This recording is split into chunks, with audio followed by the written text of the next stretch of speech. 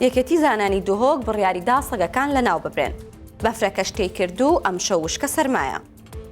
سڵاوتان لەبێت. یەکێتی زانانی دوهۆک ڕازی بوو سەگە بێلانەکان لەناو ببرێن. ئاژەڵ دۆستانیش دەڵێن ئێمە ئاگادار نین. جیاد بێسکفی سەرۆکی یەکێتی زانانی لقی دوهۆک بە 1964 وت دوای زیادبوونی سەگی بەڕەڵا و پەلاماردانی چەند کەسێک بە هەماهەنگی سەرۆکایەتی زانکۆ و کۆلێژی زانستە ئیسلامیەکان ڕەزامەندیماندا بە لەناوبردنی سەگەکان. بەڵام ئەوە مانای ئەوە نییە هەر کەسێک ڕاست بۆەوە سەگ بکوژێت، بەڵکو دەبێت زانستیانە و لیژنەکانی ڤێتەنەری ئەم کارە ئەنجام بدەن. بەڵام سلێمان تەمەری سەرۆکی ڕێکخراوی کوردستان بۆ پاراستنی مافی ئاژەڵان دەڵێت تا ئێستا ئاگادار نەکراوینەتەوە کە یەکێتی زانایان بڕیارێکی لەو شێوەی دابێت لە کاتێکدا ئەو بابەتە تەواو زانستی و ویژدانیە و ناکرێت لە خۆیانەوە بڕیار دەربچێت. لە کۆگایەکی هەولێر زیاتر لە 32 تۆن و خۆراکی خرابوو دەستی بەسەر داگیرا و خاوەنەکەشی دەستگیر کرا. بەپێی ڕاگەیەنراوێکی قایمقامەتی هەولێر لە کۆگای شیفا لەسەر ڕێگای هەولێر گوێرە دەستیان گرتۆ بەسەر 31 تۆن زەیتی زەیتون و 994 کیلۆ زەیتونی تێکچوو. هەروەها 600 کیلۆ سرکەی هەنار و 16 کیلۆ هەنگوینی ماوە بەسەرچوو دۆزراوەتەوە و کۆگاکەشیان داخستووە. خاوەنی کۆگاکەش دەستگیر کراوە و قایمقامەتی هەولێر دەڵێت ڕێکاری یاسایی لە بەرامبەر دەگیرێتە بەر. جگە لە هەبوونی خۆراکی بەسەرچوو کۆگاکە هیچ مۆڵەت و ڕێگە پێدانێکی نەبووە. بەفرەکە تێی کردو بۆ ئەم شەوی ژوشکە سەرما بەڕێوەیە بۆیە تا بۆتان دەکرێت پشت لە سۆباکە بنێن و مێنە دەرەوە.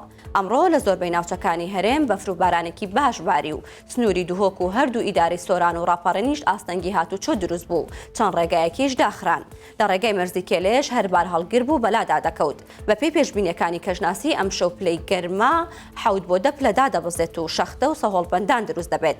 بەرگری شارستانی سۆرانیش لە ئاگادارێکدا داوا لە هاوڵاتیان دەکات ئەگەر بەنیازی چوونە ناو بەفرن بەر لە کاتژمێر 7 ئێوارە بگەڕێنەوە بۆ ئەوەی دوور بن لە بەڵا موسیبەت.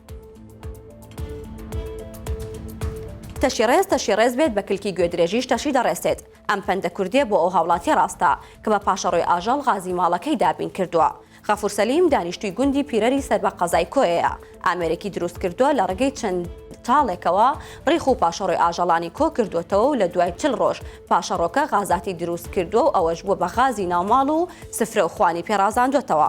غەفور سەلیم بە 1964 وت ماوەی 6 ساڵە و ئامێرەی بەکارهێناوە و زۆر سوودی لێبینیوە.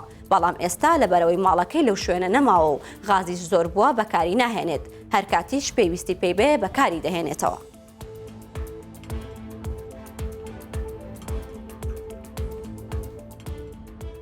سەرنجتان بۆ هەواڵێکی تر ڕاکێشم لە ماڵپەڕی 1964 ئەویش ئەوەیە کە ماوەیەک بەر لە ئێستا خاوەن حەوزەکانی تەقتەق گردبوونەوە ناڕەزایان دەربڕی لەسەر ئەوەی کە بڕیار بوو حەوزەکانیان تێک بدرێ وەک ئەزانین کە تەقتەق هەر کە داخلی تەقتەقە بین بێجگەلەوەی کە لۆگۆی تەقتەقە بینین یەکسەر لۆگۆی ماسیشە بینین لە بەرەوەی ناوچەیەکە بە ناوبانگە بە ماسی و ماسیەکی زۆر بەتامی هەیە.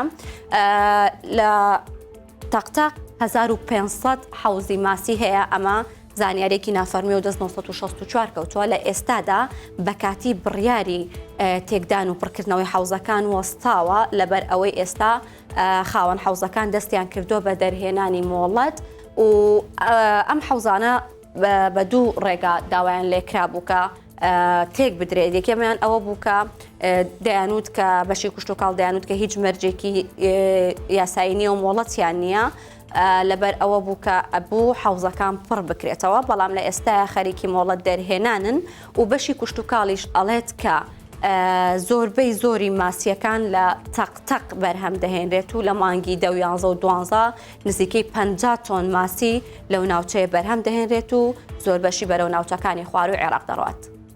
هەواڵەکانم پێشکەشکردن هەر شاد بن.